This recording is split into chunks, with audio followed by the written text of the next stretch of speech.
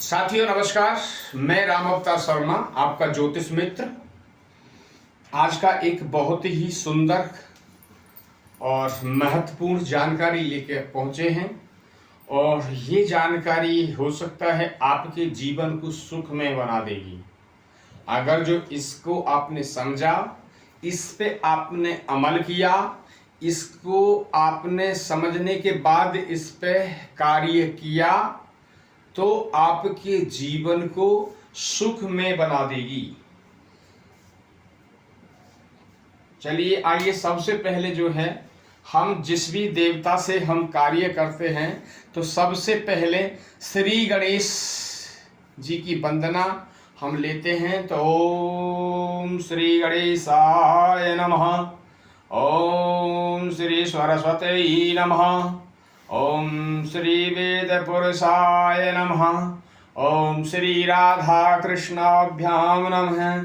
श्रीमन्नारायण जय जय श्री राधे, जय जय श्री सीताराम भगवान की। इनके चरणों में हम नमन करते हुए, हे सरस्वती जी, हे सरस्वती गणेश जी के चरणों में नमन करते हुए हम आगे बढ़ते हैं। आज का जो विषय है, कुंडली में पितृ दोष और विष दोष कैसे जाने। सबसे पहले हम राशियों के जो क्रम हैं उनको जानेंगे। 1 से 12 राशि तक जो हैं, 1 से 12 जो क्रम लिखे हुए हैं, इन पे जो राशि लिखी हुई है इनको जानेंगे, इनके स्वामियों को जानेंगे, इनकी जितनी दृष्टि होती है उनको भी जानेंगे और इनके मूलांकों को जानेंगे। देन देव और दानव की शत्रुता एंड मित्रता के बारे में जानेंगे, ग्रहों की डिग्री के बारे में जानेंगे, कुंडली में योग ग्रह, मारक ग्रह, अति मारक ग्रह, बाधक ग्रह, इनके बारे में जानेंगे और राशियों के स्वभाव के बारे में भी जानेंगे। आज तो कई लेके आए हैं ये, तो आप इस चीज को बड़े ध्यान से पढ़ें, समझेंगे। और आपसे एक आग्रह करता हूं कि अगर जो ये आपको वीडियो अच्छी लगती है तो इसको लाइक एंड सब्सक्राइब जरूर करें और ज्यादा से ज्यादा इसको शेयर करें, जो ताकि आपके मित्र, रिश्तेदार, जो भी सगे संबंधी, उनको कुछ अच्छी जानकारी मिल सके। जिनका जीवन दुष्प्रभाव हो रखा हो, जिनके जीवन में नेगेटिव ऊर्जा भरी हो, तो हो सकता है इस वीडियो के माध्यम से वे सकारात्मक हो जाएं, वो चीज को समझ सकें, कर सकें, ताकि उनकी बेहतर जीवन बन सके। तो ये है, मैं अनुरोध करूंगा कि ज़्यादा से ज़्यादा लाइक एंड सब्सक्राइब, जब भी आप हमारी वीडियो देखते हैं तो उसको लाइक एंड सब्सक्राइब जरूर करें। आपका कुछ नहीं जाएगा, मगर हो सकता है जितने आप लाइक करेंगे, सब्सक्राइब करेंगे, ये वीडियो उतनी ही रन होके पूरे वर्ल्ड में जाएगी। और जब पूरे वर्ल्ड में जाएगी तो कोई परेशान होगा, किसी की कोई भी परेशानी होगी, तो उन तक ये सूचना जब पहुंचेगी तो हो सकता है उनके जीवन में कुछ सुधार आ जाए। चलिए आइए जानते हैं आज का राशियों का क्रम। तो 1 नंबर से 12 नंबर तक राशियां होती हैं।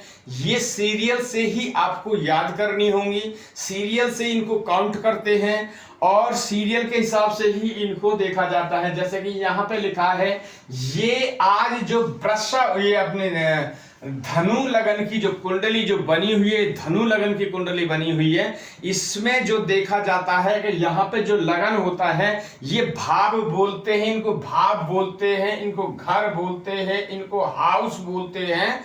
ये अपनी जगह से कभी भी चेंज नहीं होते हैं, ये एज इट इज यहीं रहेंगे। कभी किसी ने बोला कि 7th भाव में ये राशि बैठी है या 10th हाउस में किसकी युति है, कौन सा ग्रह बैठा है। तो आपको सीधा ही देखना है कि 10th हाउस मीन तो ये आपका 10वां घर ये ही रहेगा। पहला ये, 7वां ये, चौथा ये, तो 10वां ये, पंचम ये, तो नवम ये, द्वादश भाव ये, द्वितीय भाव ये, अष्टम भाव ये और अष्टम भाव ये ही भाव हमेशा रहेंगे, ये कभी चेंज नहीं होते। आइए जानते हैं, पहले राशियों का सीरियल जान लेते हैं कि राशियां हमेशा इसी क्रम में आपको काउंट करनी होंगी, इसी क्रम में आप देख पाएंगे, तभी आगे वो चीजों को सब समझ पाएंगे।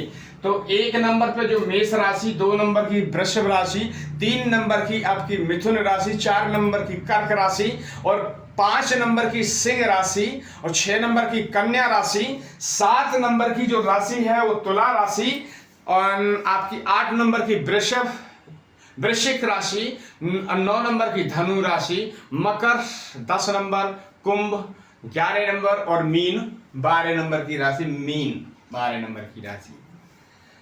ये राशियों के सीरियल हो गए, ये राशियों के क्रम हो गए। आपको गिरने का मैंने पोरों पे ये बताया है, इन्हीं से आपको काउंट करनी है। राशियां यहीं से काउंट करेंगे आप, यहाँ यहीं से, जैसे मेष हो गई, मेष, वृषभ, मिथुन, कर्क, कन्या, तुला, सॉरी कन्या के बाद में आपका आएगा सिंह, कन्या, तुला, तो आपके वृश्चिक, अब धनु, आपका मकर, कुंभ, मीन। ये राशियों उंगलियों के जो पोर हैं, एक फिंगर पे 3 राशि आती हैं। अब यहीं से राशियों के जो तत्व हैं, किस तत्व की राशि है, तो यहीं से देखेंगे आ, पा, वा, जा, यानी आ फॉर अग्नि, पा फॉर पा फॉर पृथ्वी, वा फॉर वायु, जे फॉर जल, यानी आ, पा, वा, जा। आपको ऐसे ही याद रखना, आ, पा, वा, जा, इनसे आपको काउंट करना है, इसी से आपको देखना है, तो इसी से आपको पता चलेगा। देन बात करते हैं दृष्टियों की। जो दृष्टि है, मंगल देव की जो दृष्टि होती है वो 3 दृष्टि होती है। मंगल देव क्या है, मंगल देव कुंडली के ये एक जो 12 भाव हैं, ये एक राज्य हैं, यानी एक ये भारत है, यानी एक राज्य है। इस राज्य के जो सेनापति हैं वो मंगल देव हैं। जहां भी मंगल देव बैठे होंगे और आपकी चौथी दृष्टि जहां पड़ेगी मंगल देव की, तो जो वहां अचल संपत्ति है, अचल संपत्ति को आपका कोई शत्रु वहां से लेके नहीं जा सकता है, क्योंकि चौथी दृष्टि इसीलिए मंगल देव को दी गई हुई है, क्योंकि मंगल देव सेनापति हैं।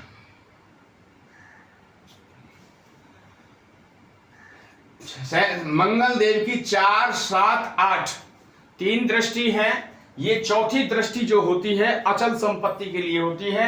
जहां भी मंगल देव बैठे होते हैं वहां से चौथी दृष्टि जब डालते हैं, तो वहां पे अगर सपोज फॉर एग्जांपल मंगल देव यहां बैठे हैं फर्स्ट में, तो चौथी दृष्टि कहां पड़ेगी, आपकी चौथी दृष्टि जो पड़ेगी आपके यहां इस स्थान पर, चौथे हाउस में, 4th हाउस में, यहां पे आपकी जो दृष्टि मंगल देवी 1, 2, 3, 4, ये क्या है, माता का है, सुख सुविधा, भवन, वाहन, आपके मकान, प्लॉट, ये इसकी है। यदि आपको कोई यहां परेशानियां आ रही हैं और जमीन बिकने की भी बात आ रही है और मंगल देव आपके 1st हाउस में बैठे हैं, तो मंगल देव आपकी जो अचल संपत्ति है उसको बिकने नहीं देंगे। ये चीज बहुत एक इंपॉर्टेंट मैसेज है, आप ये नोट करिए आप। देन शुक्रदेव की बात करते हैं। शुक्रदेव जो है 7 नंबर की राशि होती है, सॉरी उनकी दृष्टि जो होती है 7वीं दृष्टि होती है। बुध देव की 7वीं दृष्टि होती है, चंद्रदेव की 7वीं दृष्टि होती है, सूर्य देव की 7वीं दृष्टि होती है, बुध देव की 7वीं दृष्टि होती है। देन बृहस्पति देव की जो दृष्टि होती है वो 3 दृष्टि होती है, 5, 7, 9। बृहस्पति देव को 3 दृष्टि मिली हुई है, जिनमें इनकी जो दृष्टि है बृहस्पति देव की, जहां बैठते हैं वहां से पंचम दृष्टि डालते हैं या नवम दृष्टि डालते हैं, तो वो उनकी दृष्टि जो है शुभ है। बृहस्पति देव जहां भी बैठेंगे वहां से पंचम भाव को देखेंगे तो शुभ है। बृहस्पति जहां बैठेंगे वहां से अगर नवम भाव को देखेंगे, नौवीं दृष्टि डालेंगे तो शुभ है।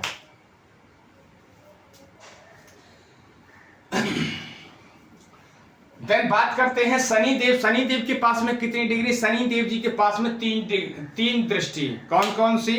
3, 7, 10। शनि देव जहां भी बैठते हैं वो तीसरी दृष्टि से देखते हैं, 7वीं दृष्टि से देखते हैं और 10वीं दृष्टि से देखते हैं। सपोज कोई भी ग्रह जब यहां से 7वीं दृष्टि डालता है तो उनको थोड़ा सा कष्ट होता है। कैसे? जैसे 7वीं दृष्टि डालेंगे तो 7वीं दृष्टि डालने के लिए हमें गर्दन ऊपर उठानी पड़ेगी, और जब गर्दन ऊपर उठानी पड़ेगी तो हमें कितनी देर ज्यादा देख सकते हैं? ज्यादा देर देख नहीं सकते हैं। तो वहां इतने आपको सकारात्मक फल प्राप्त नहीं होते हैं, मगर वही ग्रह अगर ऊपर वाले भावों में बैठते हैं और वहां से 7वीं, तीसरी या चौथी जो भी दृष्टि डालते हैं वो इजीली डालते रहते हैं। क्यों डालते रहते हैं? ऊपर बैठे हैं, नीचे वालों को तो दृष्टि वैसे ही देख रहे हैं। तो उस केस में जब ज्यादा दृष्टि गाड़ के रखेंगे, चाहे वो नेगेटिव की हो चाहे वो पॉजिटिव की हो, जब पॉजिटिव होगा तो पॉजिटिव फल आपको अधिक मिलेंगे और नेगेटिव भी होगा तब भी आपको दुष्प्रभाव ज्यादा मिलेंगे। तो ये आपकी बात हुई दृष्टियों की। इनकी कितनी कितनी दृष्टियां हैं वो देखा हमने। अब इनके देखेंगे मूलांक। मूला, ये जो कार्यक्रम जो हम आपको डेली जो नोट कराते हैं, जो सीखने वाले भी हैं, जो अपनी कुंडली में देखने वाले भी हैं, जो रेगुलर ये क्लास जो अटेंड कर रहे हैं, ऑनलाइन देख रहे हैं, ऑनलाइन पढ़ रहे हैं हमारे, तो उनके लिए जब ये डेली जब सामने आएगा तो उनको ऑटोमेटिक ही वो याद हो जाएगा।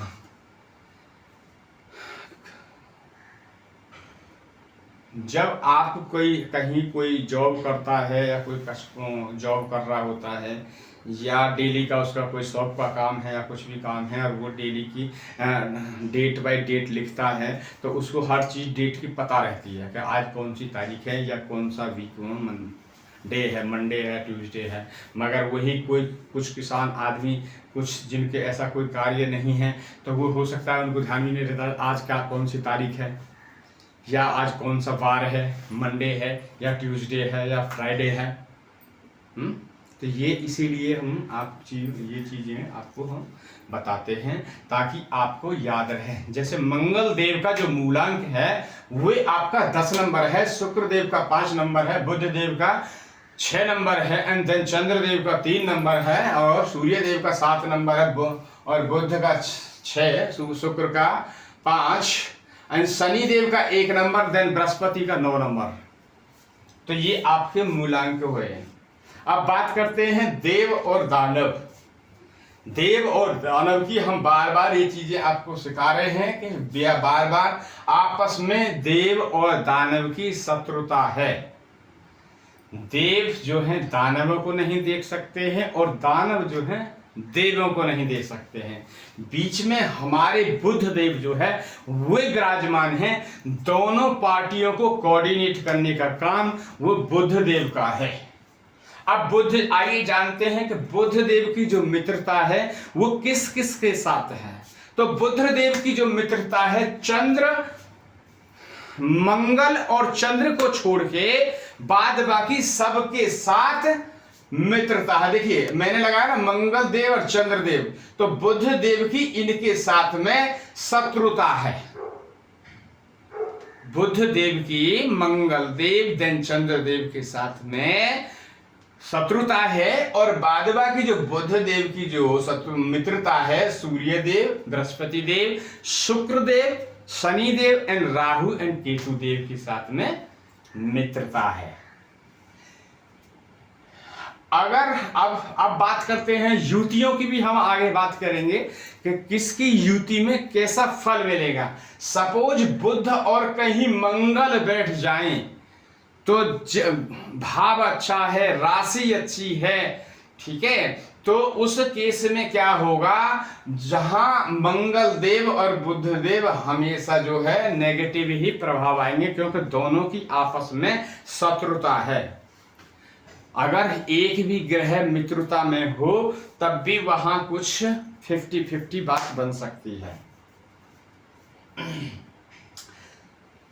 तो हमने देव एंड दानव, शत्रुता, मित्रता, ये बहुत इंपॉर्टेंट मैसेज है। ये अगर आपको याद रहेगा तो युति समझने में आपको कभी भी कठिनाई नहीं आएगी, कभी आपको प्रॉब्लम नहीं आएगी। जो भी अपना कोई देख रहे हैं, अपनी कुंडली स्वयं भी देख रहे हैं, तो सीधा आप जान लीजिए कि जहां दो ग्रह बैठे हैं, इनमें मित्रता है या शत्रुता है, या मित्र की राशि में बैठे हैं या शत्रु की राशि में बैठे हैं, या नीच में बैठे हैं, नीचे या उचके होकर बैठे हैं, तो उसी चीज से आपको पता चल जाएगा। क्योंकि दृष्टि हमने यहाँ पे नोट कर रखी है, देखने के लिए इजी हो गया। दानव देव और देव की मित्रता और शत्रुता हम यहां लिख रखी है, तो वो भी आप इजीली जान सकेंगे और देख सकेंगे। आप तो सीखेंगे ही सीखेंगे, आप आगे वाले को भी सिखाएंगे। हो सकता है अपने परिवार में अपने बच्चों को भी ये आप सिखा सकते हैं और सीख सकते हैं। बात करते हैं ग्रहों की डिग्री, ये भी बहुत महत्वपूर्ण होता है। डिग्री जो है 0 से 6 जो होता है वो आपका बच्चे का जन्म हुआ, और 5-6 साल तक का जब बच्चा होता है तो वो 0 से 6 अंश डिग्री कहो। कहीं जैसे ब्राह्मण लोग, पंडित लोग, हमारे कुछ एस्ट्रोलॉजर जो है कहीं अंश भी यूज करते हैं। पहले अंश यूज हुआ करता था, बट वहां से अब आके हुए डिग्री में आ गया है। जैसे परसेंटेज बोल दिया, ऐसे ही अब पहले अंश लिखते थे, अब डिग्री लिखने लगे हैं। तो 0 से 6 डिग्री जो है बच्चे का जन्म हुआ और 5-6 साल तक का है, तो वो कोई काम आपका करेगा नहीं, उसका कोई मतलब ना तो इतना नेगेटिव ना इसका पॉजिटिव, तो स्मूथ चलेगा, बराबर चलेगा, कोई उसका इतना बड़ा नहीं है। देन बात करते हैं 6 से 12 डिग्री की। जो 6 से 12 डिग्री जो होती है, यहाँ पे लिखा है 6 से 12 डिग्री बाल युवा, यानी आपका 7-8 साल से लेके 15 साल तक का जो बच्चा होता है वो बाल युवा। मम्मी ने कहा, पापा ने कहा कि ये फलाना काम ले आओ, दुकान से ये सामान ले आओ, ये सामान हमारे मित्र के यहाँ पहुंचा दो, पड़ोस में पहुंचा दो, तो वो पहुंचा देगा, वो काम करने में सक्षम है। ऐसे ही ग्रहों क्या है, काम करने की क्षमता इसी से पता चलती है। ये अगर जो 6 से 12 डिग्री में अगर जो आपका ग्रह बैठा है, कहीं पे बैठा है, मारक में नहीं है, नीच राशि में नहीं है, मित्र राशि में है, तो आपको अच्छे परिणाम मिलेंगे। वहां में जहां बैठे होंगे वह भी अच्छे परिणाम देंगे, और जहां से दृष्टि भी डालेंगे तब भी आपको अच्छे परिणाम मिलेंगे। देन बात करते हैं, जैसे अभी और जैसे मैंने बताया 6 से 12 डिग्री में आपको सपोज कोई घर बनाना है, आपकी अंतरदशा महादशा जो है अच्छी चल रही है, उसमें घर बनने के योग भी हैं, मगर घर तो बनेगा, मगर आपके जो योग ग्रह है उसकी जो डिग्री है वो 6 से 12 डिग्री का है। घर तो बनेगा मगर छोटा बनेगा। गाड़ी तो आएगी मगर ओडी नहीं आएगी, तो हो सकता है फॉर्च्यूनर आएगी, पर आएगी।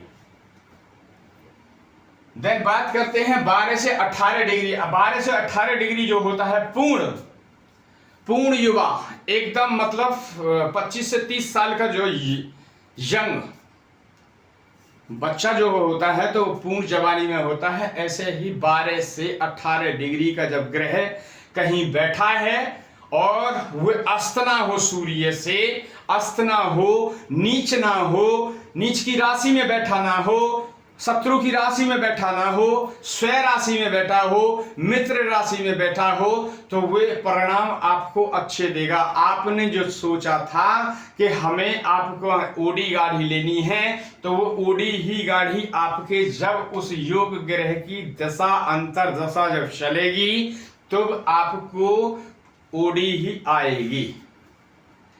या मकान बनाने की बात कर रहे थे, तो जब ये इसकी जो डिग्री है वो 12 से 18 डिग्री यानी 100% जो काम करेगा, तो यानी मकान जो बनेगा इस दिशा में, जब आपका मकान बनेगा तो अच्छे लेवल का मकान बनेगा, जो पड़ोसी और आपके गांव वगैरह में भी जो देख के कहेंगे कि फलाने श्याम सुंदर ने या राधा कृष्ण ने जो मकान बनाया है, बड़ा आलीशान मकान बनाया है, देखने योग्य है मकान, इस कंडीशन का आपका मकान बनेगा। देन बात करते हैं 18 से 24 अंश का। 18 से 24 डिग्री का जब आपका ग्रह बैठा होगा, कहीं अच्छे भाव में बैठा होगा, नीच राशि में ना बैठा हो, उच्च के होके बैठे हो, तो आपको सकारात्मक आपको परिणाम मिलेंगे, ना कि नकारात्मक मिलेंगे। अगर जो वे स्वय राशि में बैठा है, उच्च के होके बैठा है, डिग्री वाई ठीक बैठा है, तो मकान तो बनेगा मगर कोठी नहीं बनेगी, कोठी से कम बनेगा, क्योंकि उसकी जो डिग्री है वो कम है।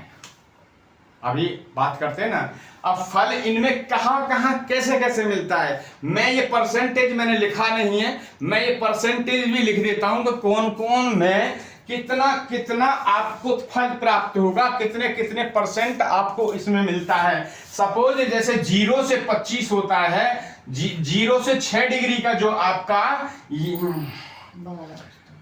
ग्रह बैठा होता है, तो इसमें आपको 25% यानी 25% का आपको फायदा मिलेगा। 6 से 18 जो होगा इसका आपका 50% होगा। देन 12 से 18 का जो होगा ये 100% होगा।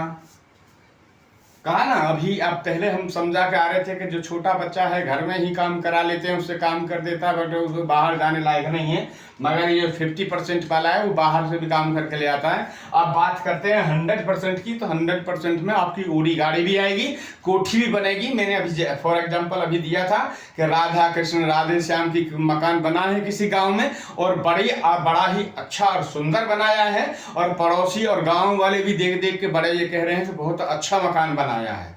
तो उस जो 100% वाली जो है इसमें आपका अच्छा मकान बनेगा, अच्छी गाड़ी आएगी, तो ये जरूर चेक कर लें। देन 18 से 24 जो डिग्री है वो वृद्ध अवस्था है। वृद्ध अवस्था जो है अगेन फिर 50% का फल प्राप्त देती है आपको। और जो 24 से 30 डिग्री का है उसमें आपके पूर्ण वृद्ध अवस्था होती है, तो इसमें आपको फिर 25% का फल मिलता है। ये आई आपकी डिग्रियां, हमने डिग्री समझी। डिग्री जो देते हैं, ये जो पूरा चार्ट है इसमें 12 भाव हैं, 12 हाउस बोलो, घर बोलो, भाव बोले, तो इसमें 12 हैं। एक जो राशि जो चलती है वो एक घर में यहां से और यहां तक का जो है 30 अंश की डिग्री होती है, तो करेंगे 12 की 36 यानी 360 डिग्री। ये पूरा 360 डिग्री का है। 360 डिवाइडेड बाई 12, तो आपका 30 डिग्री का एक हाउस आता है। अब हम बात करेंगे कि अस्त कैसे होता है। अगर सूर्य यही घर में बैठे हैं, सपोज सूर्य भी बैठे, यहां पे सूर्य होके बैठे हैं आपके 13 डिग्री के, सूर्यदेव लिख दिया हमने, सूर्यदेव 13 डिग्री के होके बैठे हैं। देन आपके जो बुध देव बैठे हैं, बुधदेव बैठ गए आपके 23 डिग्री, तो आपको सूर्य ने बुध को अस्त कर दिया। जब आज अस्त कर दिया तो अब बुध की जो है वे प्रणाम नहीं दे पाएंगे। या तो बुध देव को आपको एक्टिव करना है तो या तो उनका रतन धारण करेंगे तो एक्टिव होंगे, या उनके बीज मंत्र का कंटिन्यू जाप करेंगे तो आपको एक्टिव होंगे। तो अस्त जो होता है, ये अस्त इस ऐसे होता है कि सूर्य से कोई भी ग्रह जब 12 डिग्री उनका डिस्टेंस रह जाता है तो वो सूर्य अपनी उससे अस्त कर देते हैं। अब देखने वाली बात है, समझने वाली बात है कि अस्त कैसे होते हैं। हम सूर्य आज की डेट में सूर्य जब निकलता है सुबह से लेके 10 बजे तक तो हम सूर्य देव से आंखें मिला सकते हैं कुछ टाइम के लिए, मगर वही सूर्य जब 12 जब बजेंगे तो सूर्य देव की तरफ आंख करके भी आप ज्यादा देर क्या 1 सेकंड नहीं देख पाएंगे, आपकी तुरंत आंख में जाएंगी वहां पे। तो ये है अस्त का एग्जाम्पल, सूर्य के कैसे अस्त करता है।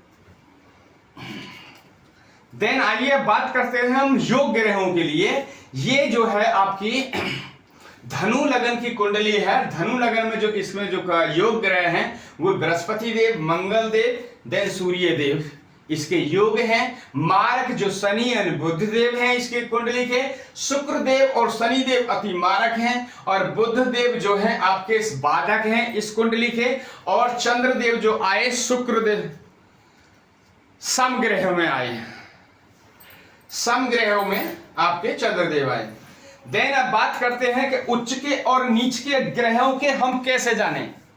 उच्च के और नीच के ग्रहों के बारे में कैसे जाने, हमें कैसे उनकी पूरी नॉलेज हो, कैसे हमें नॉलेज होगी। एक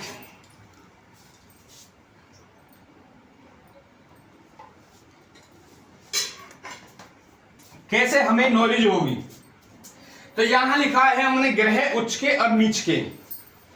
अब हमने यहां से लिख लिया, ये लिखा हुआ है देखिए, सूर्य, चंद्र, मंगल, बुध और बृहस्पति एंड शुक्र एंड शनिदेव। अब इनके जो राशि के जो नंबरिंग है वो भी लिखे हुए हैं, जैसे सूर्य 5, चंद्र 4, मंगल 1 और 8 दो राशि को प्रेजेंट करता है, तो यहाँ पे 2 नंबर लिखे हुए हैं। बुध 2 राशि को प्रेजेंट करता है, 3 नंबर और 6 नंबर की राशि को प्रेजेंट करता है। देन बृहस्पति देव 9 और 12 यानी धनु और मीन को प्रेजेंट करते हैं। शुक्र देव 2 और 7 को प्रेजेंट करते हैं, यानी वृषभ और तुला को प्रेजेंट करते हैं। और शनि जो 2 राशि को प्रेजेंट करते हैं, 10 नंबर और 11 number, Makar and Kumbh. Makar means 10 और कुंभ मीन्स 11 है। आइए जान लेते हैं कैसे। सूर्य जब कहीं भी कुंडली में यहां कहीं सूर्य लिखे हो, सपोज एग्जाम्पल के अभी एग्जाम्पल ले रहे हैं, अब सपोज सूर्य यहां पे लिखे हुए हैं और यहीं पे सपोज ये 12 नंबर ना लिखा हो, यहां पे 1 नंबर लिखा हो हाउस में, तो यहां पे सूर्य जो हो गए ये आपके उच्च के होके बैठे हैं। यहां पे जब भी आपको परिणाम मिलेंगे वो सकारात्मक परिणाम मिलेंगे, ना कि नकारात्मक मिलेंगे। देन आइए बात करते हैं इनके नीच की। नीच में जो है ये 7 नंबर की राशि पे कहीं भी सूर्य देव लिखे होंगे तो ये नीच के हो जाएंगे। जब नीच के हो जाएंगे और शत्रु की राशि में बैठे होंगे तो ये जब भी आपको प्रणाम देंगे वो नेगेटिव ही आपको प्रणाम मिलेंगे, चाहे कहीं से जहां बैठे वहां भी नेगेटिव देंगे, और जहां से वो साथ में दृष्टि डालेंगे, सपोज यहां बैठे हैं तो यहां से आपको जब यहां भी देखेंगे तो इस घर को भी डेंट मारेंगे। सूर्य जाना आपने 1 नंबर में उच्च के होते हैं और 7 नंबर में जो है नीच के हो जाते हैं। देन चंद्रदेव की बात करते हैं। चंद्रदेव कहीं भी गिनती लिखी हो, सपोज यहां चंद्रदेव लिखे हैं और यहीं पे आपके चंद्रदेव लिख दिया जाए तो यहां 2 नंबर पे चंद्रदेव उच्च के हो जाते हैं। देन बात करते हैं चंद्रदेव 8 नंबर पे नीच के हो जाते हैं। यदि चंद्रदेव यहां पे बैठे होंगे, चंद्रदेव यहां बैठे होंगे तो नीच के कहलाएंगे, क्योंकि 8 नंबर पे वो नीच के हो जाते हैं।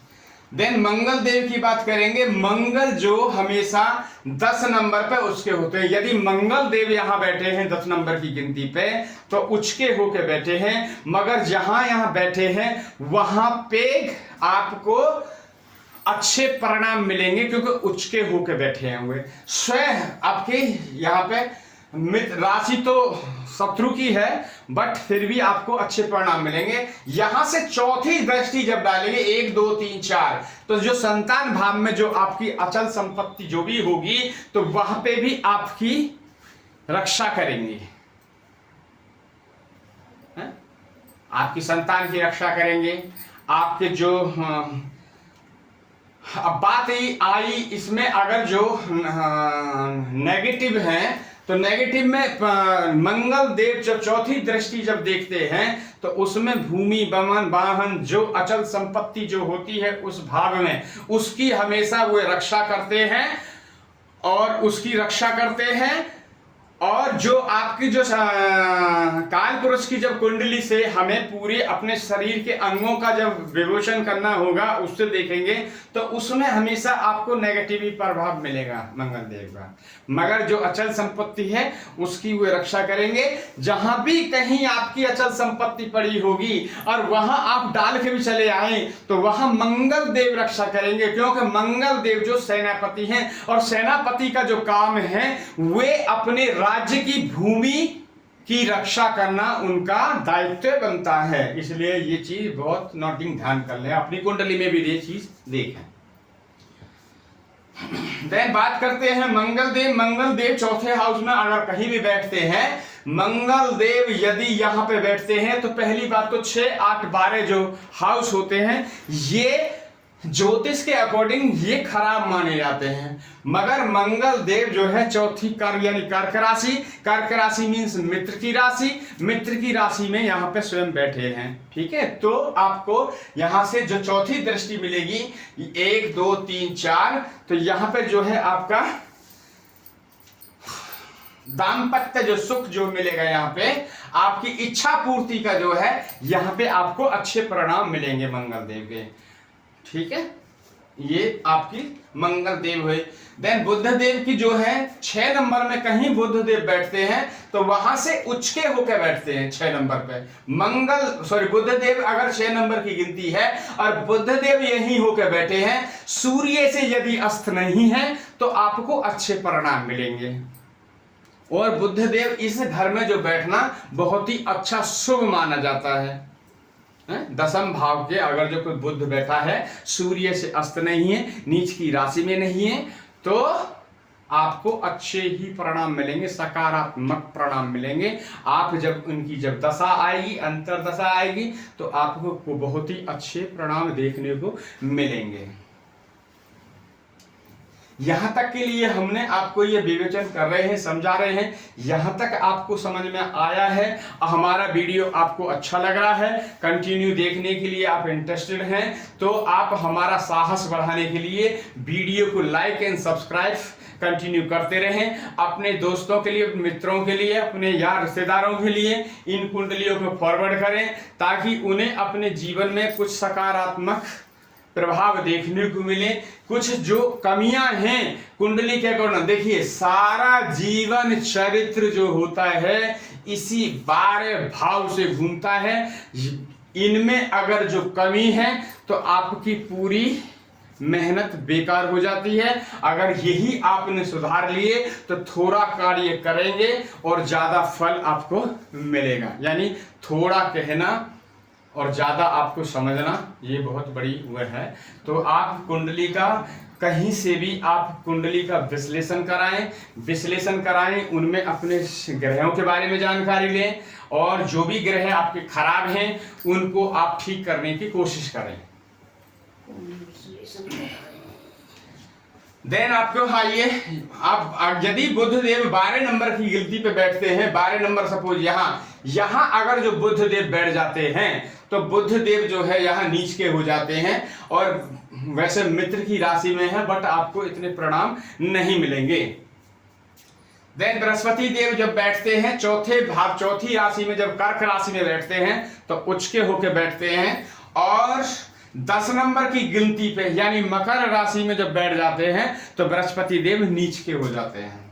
देन बात करते हैं आपके शुक्रदेव की। शुक्रदेव जब मीन राशि यानी 12 नंबर की जब राशि पे बैठते हैं तो उचके होके बैठते हैं, अच्छा परिणाम देते हैं।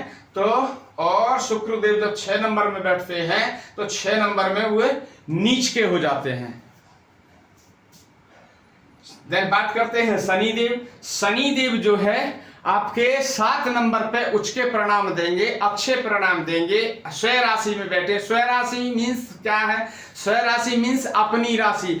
यदि 10 नंबर 11 नंबर में बैठे हैं तो शनिदेव जब यहां बैठ जाएंगे तो वे शनिदेव 10 नंबर राशि 10 पर बैठ जाएंगे तो यहां से बैठते हुए अच्छे परिणाम मिलेंगे, हैं? वैसे भी ये धन भाव है तो जब भी यहां बैठेंगे तो आपको बहुत अच्छे परिणाम देंगे। 1 नंबर पे जहां भी बैठेंगे शनि यहां बैठेंगे और शनि यहां बैठेंगे। ये मेष लगन की कुंडली है। मेष लगन में जब बैठेंगे तो मेष लगन में आपको हमेशा नकारात्मक ही परिणाम मिलेंगे।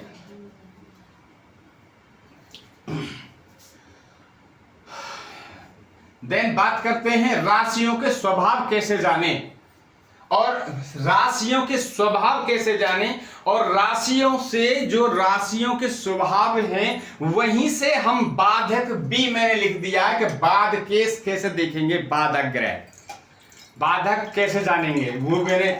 तो 3 स्वभाव की राशि होती है, 4 स्तर 2 स्वभाव हमने लिखा था। 4 स्तर 2 स्वभाव। चर मीन्स कहाँ है? किसी आपके चाचा जी से आपके ताऊ जी से खटपट हो गई, नाराजगी हो गई तो आप 4 दिन के लिए अपने घर रहे, 5 दिन अपने घर रहे, 6वें दिन जाके आप फिर आप ताऊ जी के घर चले जाएंगे और ताऊ जी से फिर हेलो हाय हो जाएगी। इसको कहते हैं चर लगन, चलायमान।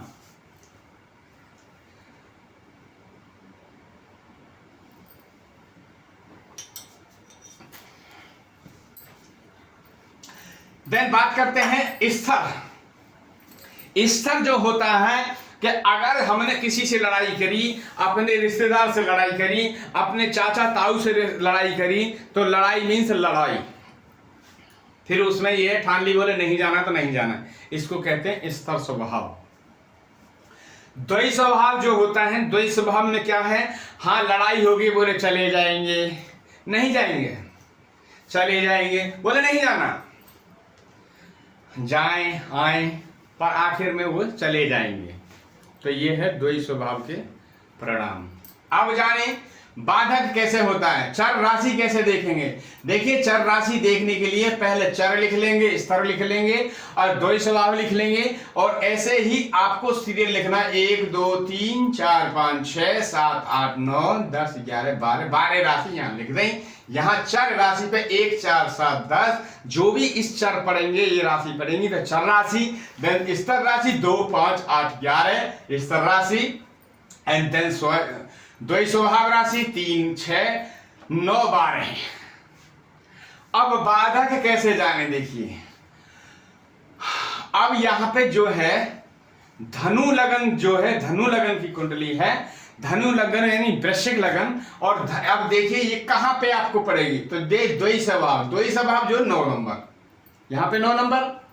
तो यहां पे आपने देख लिया कौन से नंबर लिखा है यहां पे, तो यहां से देखेंगे 9 नंबर। 9 नंबर को देखने के लिए यहां पे कौन सा लिखा है, ये लिखे हाउस, मैं लिख देता हूं हाउस या भाव, भाव लिख देता हूं आपको, भाव। तो यहां पे जो 7 नंबर, जो 7वां जो हाउस है, 7वां मतलब ये मैंने पहले स्टार्टिंग करने से पहले ही ये चीज बताया था कि कभी भी ये जो कुंडली के 12 भाव हैं, 12 घर हैं, 12 हाउस हैं, ये कभी चेंज नहीं होते हैं, ये एज इट इज ही रहेंगे। अगर 7 का कहीं एग्जांपल आपको बताया है तो 7 मीन्स 7 यहां आ जाएगा। तो ये 7 नंबर, तो इस 7 नंबर जो है इस पे जो बाधक ग्रह है आगे देखियो मैंने बुधदेव लिख रखा है, तो बुधदेव बाधक यहाँ आगे और टैली कर ले इस 7 नंबर। 7 नंबर हाउस में जो भी आपको गिनती मिलेगी उसी का जो आपका स्वामी वही आपकी कुंडली के लिए बाधक होगा। तो बाधक ग्रह जब होगा तो बाध केस को कैसे करेंगे? तो बाध केस के लिए मैं आपको कुछ मंत्र सजेस्ट करूंगा कि जिनकी बीज मंत्र करने से बाधक या मारक ग्रहों को शांति मिलती है, वे अपने आप को, आपकी बॉडी को, आपकी लगन को वो बैलेंस कर देते हैं। यदि वो मारक भी हैं तब भी वो मारक आपको मार नहीं करेंगे, तब आप उनका नमन कर रहे हैं। बीज मंत्र का मतलब क्या है? बीज मंत्र का मतलब यह है कि हम उनके चरणों में नमन कर रहे हैं, उनको हम प्रणाम कर रहे हैं, उनकी हम वंदना कर रहे हैं। तो जब हम उनके चरणों में नमन करेंगे तो क्या वे हमारे को नकारात्मक प्रणाम देंगे?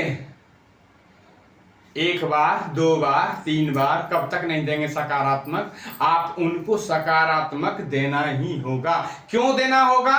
कि ये सृष्टि जब रची गई थी तो ब्रह्मा जी का ये कहना था, 9 ग्रह जब बने थे और ब्रह्मा जी को ये सारी चीज पता थी कि एक देवगण है और एक दानव गण है, तो दोनों गणों में आपस में शत्रुता है।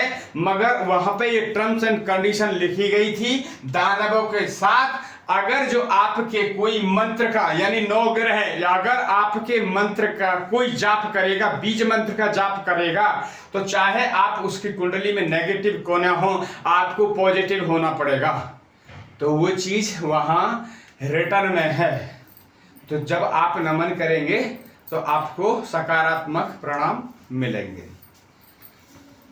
ये भी बहुत बड़ी आपको नॉलेज दे रहे हैं कि ये ब्रह्मा जी का जो ये हमने आपको बताया है कि उनको, देवताओं को, चाहे कोई कितनी भी दृष्टि, करूर दृष्टि से देख रहा हो, करूर ग्रह हो, शत्रु की राशि में बैठा हो, मगर जब हम उनका नमन करेंगे तो उनको सकारात्मक प्रणाम देने होंगे। ये बाध्य है वो। तो यह हमने से देखा, ये सब बाधक के भाव कैसे निकालेंगे। अगर जो कोई 2, 5, 8, 11 राशि है तो वहां से हम नवम भाव को देखेंगे।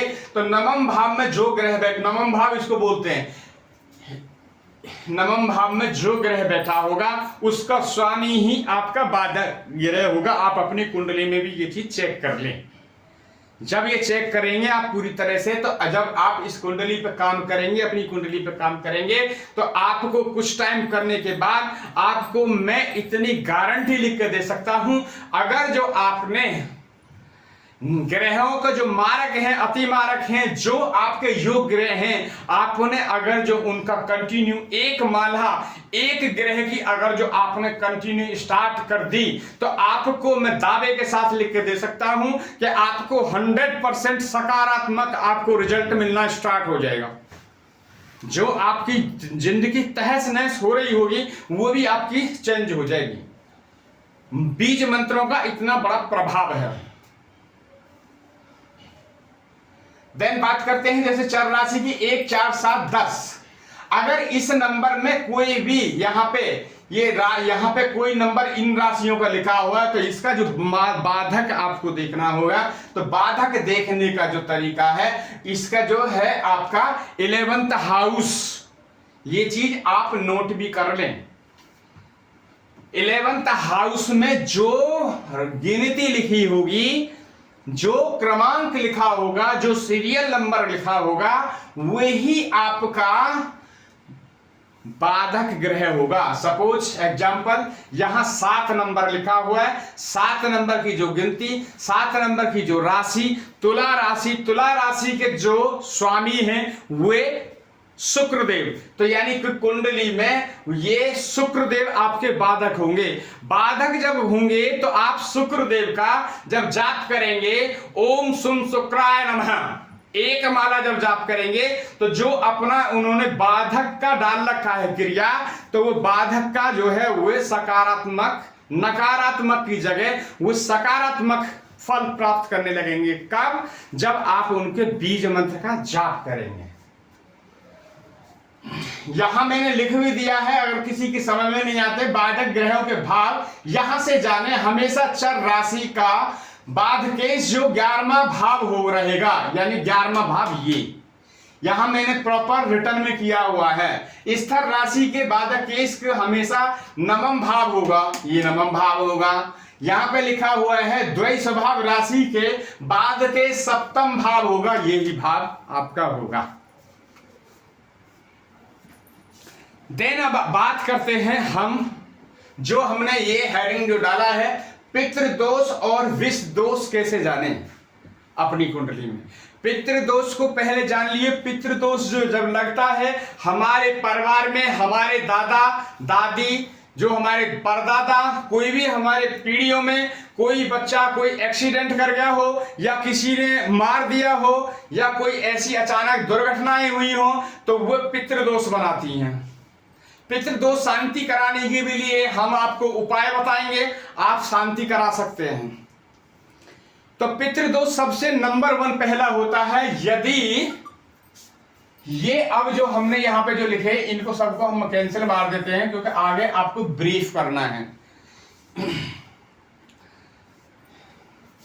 देखिए पहला नंबर जो है आपका, राहु यहां लिखे हों, राहु यहां लिखे हों, राहु यहां लिखे हों, राहु देन यहां लिखे हों,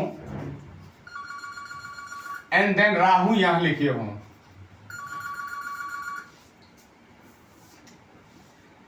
राहु लगन में लिखे हों, राहु द्वितीय भाव में लिखे हों, राहु चौथे भाव में लिखे हों, राहु पंचम हाउस में लिखे हों, राहु आपके नवम भाव में लिखे हों, तो ये आपका पितृदोष होगा। एक तो नंबर यहां पे देखेंगे, नंबर 1 पितृदोष। कलर कौन सा है? यस, पितृदोष, हाँ यहां पे आपका जो है पितृदोष लागू होगा। देन बात करते हैं और कैसे पितृदोष बनता है। यदि कहीं सूर्य और राहु बैठे हो, सूर्य प्लस राहु बैठे हो, तो भी पितृदोष हो जाएगा। सूर्य और राहु बैठे हो तो भी आपका सूर्य दोष लगेगा। सूर्य और शनि बैठे हो एक साथ, सूर्य और शनि बैठे हो तो भी पितृदोष लगेगा, तो भी आपका पितृदोष लगेगा। सूर्य और केतु भी बैठे हो तो भी आपको पितृदोष लगेगा। यदि सूर्य और केतु भी बैठे हैं तो भी पितृदोष हो गया। तो ये बात करेंगे हम पितृदोष की। सूर्य राहु, सूर्य बुध और चंद्र भी अगर जो बैठते हैं तो भी सूर्य पितृदोष लागू होगा। यानी सूर्य और बुध भी अगर जो बैठ जाए तो भी पितृदोष लागू होगा। तो ये जानिए आप पितृदोष के बारे में। ये आपका पितृदोष हो गया। अब देखेंगे विष दोष। विष दोष कैसे देखेंगे। यदि चंद्र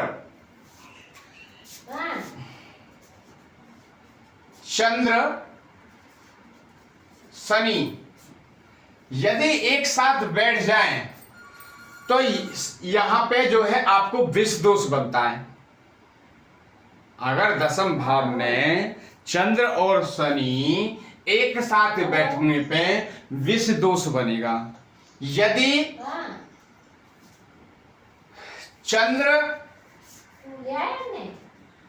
और शनि सप्तम भाव में बैठते हैं तो ये भी विष दोष बनेगा।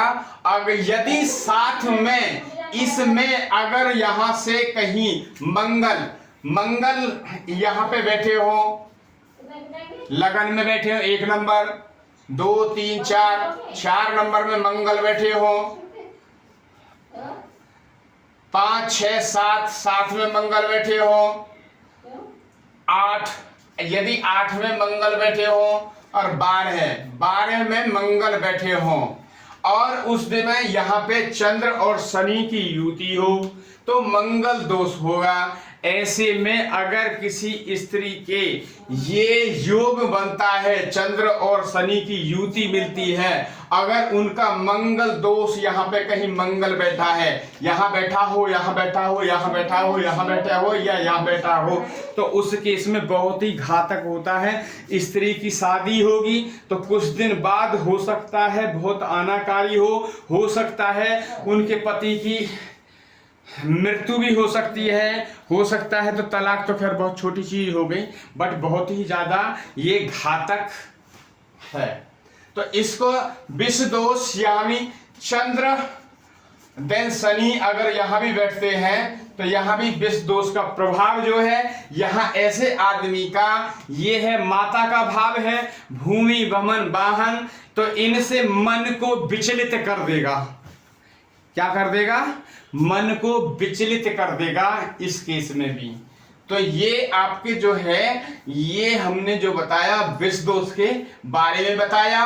मंगल दोष आपको मैं फिर बार बार ये चीज रिपीट करा रहा हूं, ये छोटी छोटी जो चीजें हैं, छोटे छोटे उपायों से ये कार्य को आप संभाल सकते हैं। आप अपने जीवन को अच्छा बेहतर बना सकते हैं। अपनी कुंडली को स्वयं देखें, अपनी कुंडली को या किसी को विद्वान को दिखाएं या किसी एस्ट्रोलॉजर को दिखाएं या पंडित जी को दिखाएं, उस कुंडली के उसमें पूरा विश्लेषण कराएं कहां हमारी कुंडली में कमी है। जैसे आप फॉर एग्जाम्पल के लिए मैं आपको बात बताता हूं कि सपोज जाते हैं ना, आजकल ऑफर आते हैं। क्या ऑफर आते हैं? Full body checkup, full body checkup 999 यानी 999 रुपया, यानी कहीं पे लिखा था 1999 यानी पूरे 2000 फुल बॉडी चेकअप कराएं। तो आप जब आपको लगता है कि हो सकता है हमारी कुछ बॉडी में फॉल्ट हो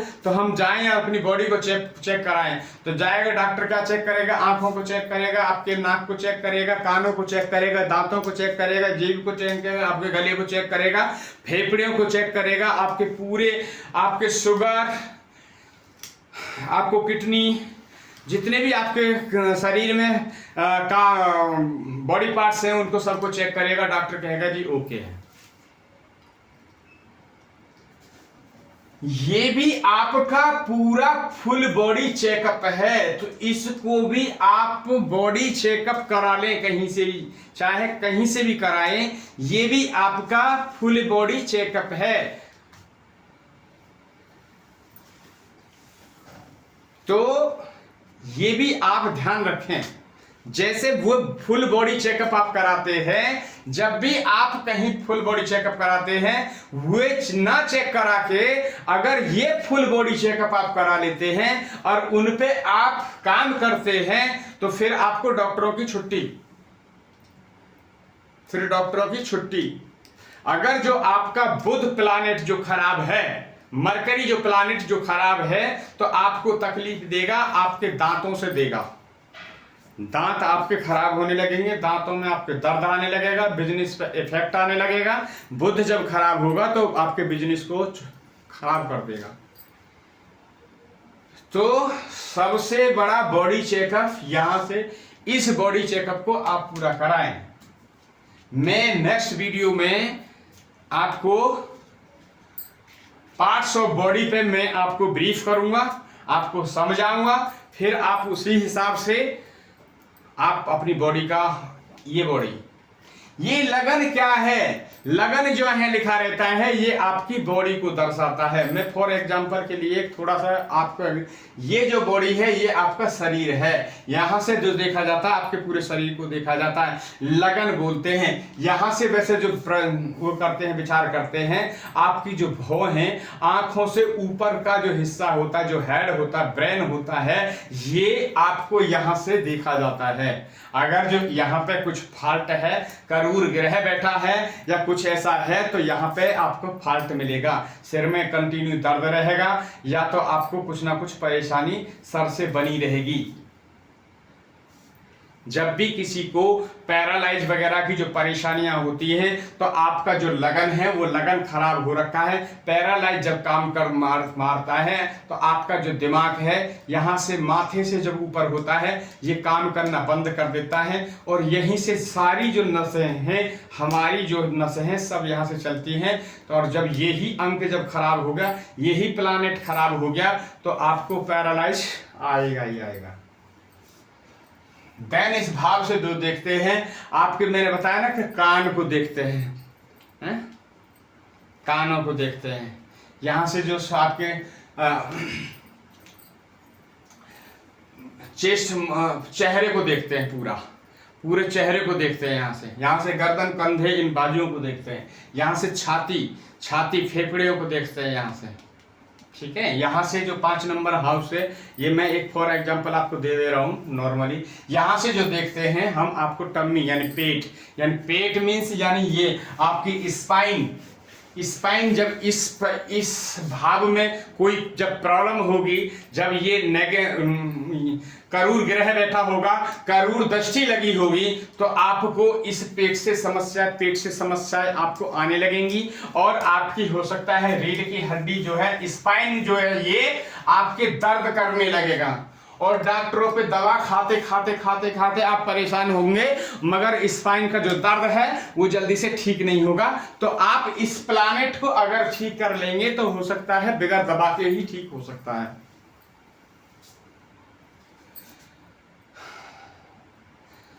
देन ये जो है, ये भी जो दर्शाता है, ये आपके पूरे पीठ को कुछ एरिया को प्रेजेंट करता है। यानी आपका जो प्राइवेट पार्ट्स है, प्राइवेट पार्ट से ऊपर में ये चीज, ये षष्ठम भाव से हम देखते हैं। देन ये आपका जो आ गया, ये आपका प्राइवेट पार्ट्स का जो स्पेस है, यहाँ पे पूरा प्राइवेट पार्ट्स का हो गया। यानी आप थोड़ा कहना और ज्यादा समझना, तो यहाँ से जो है जो मूत्र द्वार हैं उनको देखा जाएगा।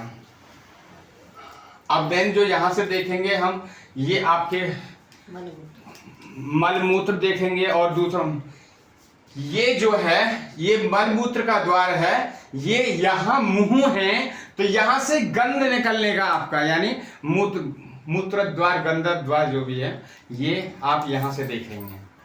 अगर जो किसी को बवासीर हो गई या कुछ भी ऐसी प्रॉब्लम हो गई तो इसी भाव से देखा जाएगा।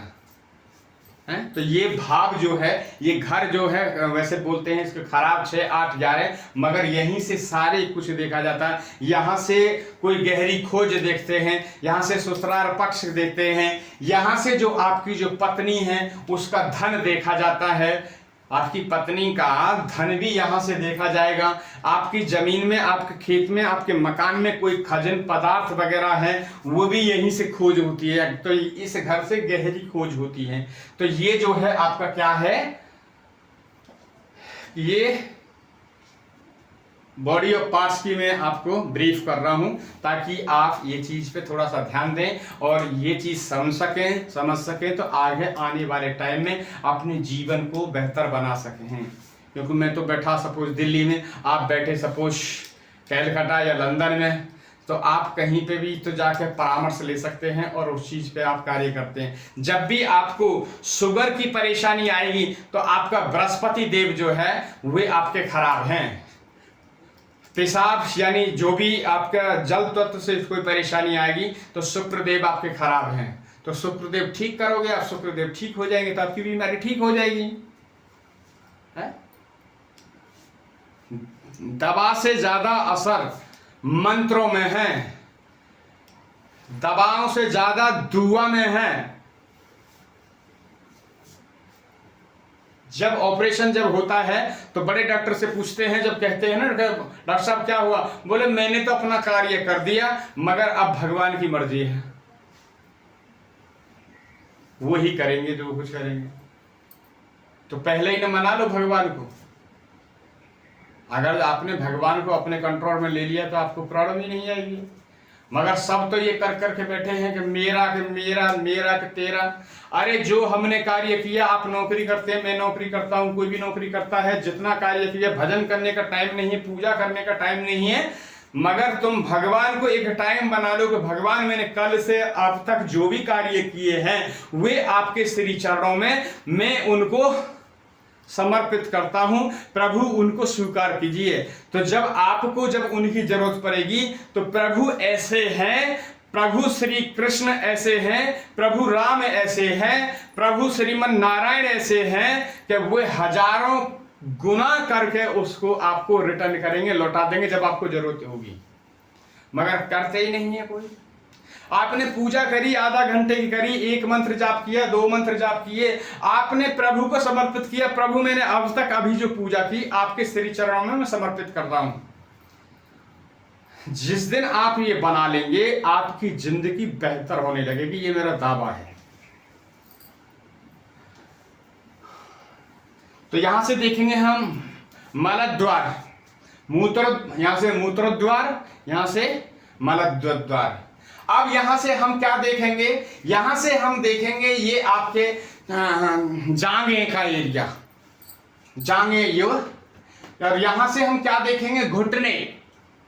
यहां से दशम भाव से जो देखेंगे, जिन लोगों के घुटनों में ज्यादा दर्द रहता है, दर्द से ज्यादा पीड़ित रहते हैं, दर्द से परेशानी होती है, तो इस भाव में कोई परेशानी, इस भाव में आपकी कुंडली में करूर ग्रह है, या इस भाव में कोई आपका करूर ग्रह बैठा होगा या मारक ग्रह बैठा होगा, इसीलिए आपको घुटने के दर्द की प्रॉब्लम आई हुई है।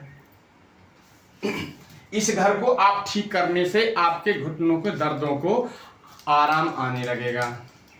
देन बात करते हैं घुटने से नीचे, एड़ी से ऊपर, घुटने से नीचे और पैर से ऊपर का ये हिस्सा है। अगर जो पिंडलियों में हमारे कहीं दर्द होता है, पिंडली भारी हो जाती हैं, यहां पे कोई ऐसी प्रॉब्लम आ गई, तो कोई करूर ग्रह की दृष्टि होगी या करूर ग्रह बैठा होगा इस भाव में, इसके दृष्टि के डाल रहा होगा, तो इसीलिए ये प्रॉब्लम आ रही है। देन बात करते हैं पंजे, एड़ी, 12वें भाव से जो देखा जाता है, यहां से पैर देखे जाते हैं। तो ये है पूरी जो है काल पुरुष की कुंडली बोलते हैं इसको। क्या बोलते हैं? काल पुरुष की कुंडली। काल पुरुष की कुंडली से बॉडी का विश्लेषण होता है। तो इसलिए मेरा आप लोगों से अनुरोध है कि आप फुल बॉडी चेकअप जो किसी से कराएं, तो किसी पंडित जी से या किसी एस्ट्रोलॉजर से आप अपनी बॉडी का फुल चेकअप करा लें यहां से। जब ये आपका फुल बॉडी चेकअप विश्लेषण जब हो जाएगा, तो आपको आने वाली प्रॉब्लमें आधी से ज्यादा कम हो जाएंगी। सपोज यहां फॉल्ट है, आपको लेंस की प्रॉब्लम देगा ही देगा, आपके फेफड़े खराब होंगे ही होंगे, फेफड़े खराब होंगे, आपकी छाती में कहीं ना कहीं इंफेक्शन फैलेगा। तो क्यों ना हम इसको चेकअप करा के इसको ठीक करें, तो ताकि आने वाली प्रॉब्लम पहले से पहले ही ठीक हो जाए। चलिए आज का जो प्रोग्राम है हम यहीं तक रखते हैं। ये आपके समझ में आया होगा कुंडली में पितृदोष और विष दोष कैसे देखें, और मैंने मंगल पे भी आपको डिसाइड किया है। अच्छा, आप जान लीजिए उपाय कैसे करें हम। तो विष दोष जो होता है, विष दोष होता है शनि देवता का। शनि देवता का हम 1 किलो आपका लेंगे तेल लेने के बाद में या तो ले जाएंगे, अक्षत अपने हाथ पे रखेंगे, चावल रखेंगे, और फलाना मेरा गोत्र यहाँ का निवासी रहने वाला है, ये सारी चीजें हैं। तो यहाँ पे लेके मैं शनि देव का आपके विष दोष का उपाय कर रहा हूं, शनि देव में मेरे को निवारण करें, और वहां पे जमीन में छोड़ देंगे या पंडित जी से संकल्प दिला देंगे। तो ये आपका जो है उसका विष दोष का निवारण आराम आएगा। देन बात करते हैं किसकी, कुंडली के पितृदोष की। देखिए, जब किसी को कोई भी बुखार आता है या ज्यादा आता है, थोड़ा बहुत जब होता है, तो पैरासीटामोल की गोली खा के, डोलो की गोली खा के, तो आपका फीवर उतर जाता है। मगर जो ही जब फीवर आपका कन्वर्ट टाइफाइड में हो जाता है, तो वो जल्दी से फिर फीवर कवर नहीं होता है तो उसके लिए फिर आपको कहीं अच्छे स्पेशलिस्ट डॉक्टर पे या स्पेशलिस्ट जगह जाकर हॉस्पिटल में आपको उसका इलाज लेना पड़ेगा, तभी आप ठीक हो पाएंगे। तो ये पैरासीटामोल का आप इलाज सुन लीजिए। पैरासीटामोल का आपको 3 किलो उड़द लेने हैं। किसके लिए? पितृदोष के लिए। 3 किलो उड़द लेने हैं। एक आपको चाकू लेना है। 3 किलो उड़द जो है वो है आपके राहुदेव के। चाकू धारदार जो हथियार होगा वो या चाकू ले लें या कैंची ले लें और उसको आप संकल्प राहु और केतु का संकल्प करा के पंडित जी को और वहीं मंदिर में दान में दे दें। और तो ये आपका पितृदोष का थोड़ा प्रभाव कम होगा, निवारण कम होगा। तो इससे क्या है, पितृदोष की शांति कम मिलेगी, कम हो जाएगा। तो ये है आपकी पैरासीटामोल। अब बात करते हैं किसी एंड्स अच्छे, कैसे जिसका पितृदोष से आपको पूर्ण निवारण होगा। नंबर 1, पितृदोष की जो पूजा होती है वो होती है गया में होती है। मगर पितृदोष की जब भी पूजा कराएं किसी अपने जानकार को ले जाकर उसकी पूजा कराएं, ताकि पूरा विधि विधान के साथ में अपने साथ में 100, 200, 400, 500 रुपये या 2-4 हज़ार रुपये का आप हुए ना करें। अपने साथ कोई पंडित लेके जाएं और पंडित जी लेके जाएं, वो प्रॉपर विधि विधान के साथ में समझदारी से, जब पंडित बैठे होंगे तो वो समझदारी से ही काम करेंगे, आपके पितृदोष का निवारण करेंगे। पितृदोष में होता क्या है आइए जानते हैं। सबसे पहले दिन जो पूजा होगी वो होगी आपकी पुतला विधान। पुतला विधान में जैसे आदमी जब कोई मरता है उसकी जब चिता बनाई जाती है, चिता बनाने के बाद में मुर्दे को उस चिता पर रख दिया जाता है, चिता रखने के बाद में मुर्दे को जला दिया जाता है। ऐसे ही पुतला विधान होता है। चिता बनती है, आपका मिट्टी आपका जो है पुतला बनाया जाएगा आटे का पुतला बना के उसके मंत्रों के थ्रू आह्वान किया जाएगा। जितने भी आपके चाचा चाची, दादा दादी, परदादा, नाना नानी जो भी आपके हैं, आपकी वाइफ के घर के पक्ष के भी जो भी हैं, देखिए ऐसा नहीं है कि आप पितृदोष की जब पूजा कराएंगे तो ऐसा नहीं है आपके ही पितृ उससे तृप्त होंगे ना, आपके होंगे, आपके परिवार के होंगे, आपके जो वंशज हैं उनके होंगे, आपके जो कुनवा वाले हैं उनके होंगे। हम मेरे सपोज मेरे ननिहाल पक्ष के होंगे, मेरे ननिहाल पक्ष के भी पितृ जो तृप्त होंगे। मेरी जो वाइफ के जो मायके के हैं वो भी पितृदोष से मुक्त होंगे।